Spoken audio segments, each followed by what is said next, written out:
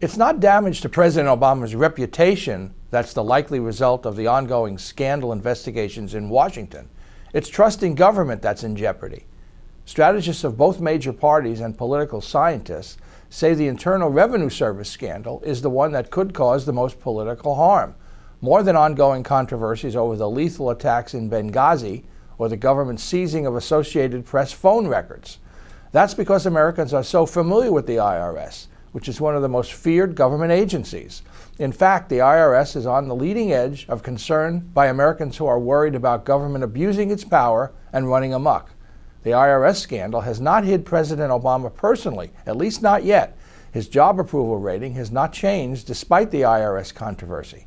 His rating is still hovering at about 50%, or a bit higher, despite the scandal, which remains under investigation by Congress and by the news media. The central fact is that the IRS targeted conservative groups, including the Tea Party, for special scrutiny when those groups sought tax-exempt status. It strikes at the heart of trust in government, since the IRS has such power and is supposed to be nonpartisan. The critics ask, if the conservative groups are targets in this case, which groups or individuals are next? There have been abuses of the IRS before under other presidents, especially Richard Nixon, and today's abuses do not seem as serious as those under Nixon, whose aides conducted a comprehensive effort to undermine his opponents. But the effect could be somewhat similar, undermining faith in government itself. This could be especially harmful to Obama. He has been hoping to increase faith in government, which he wants to implement some of his major initiatives, ranging from the ongoing overhaul of the healthcare system to limiting climate change.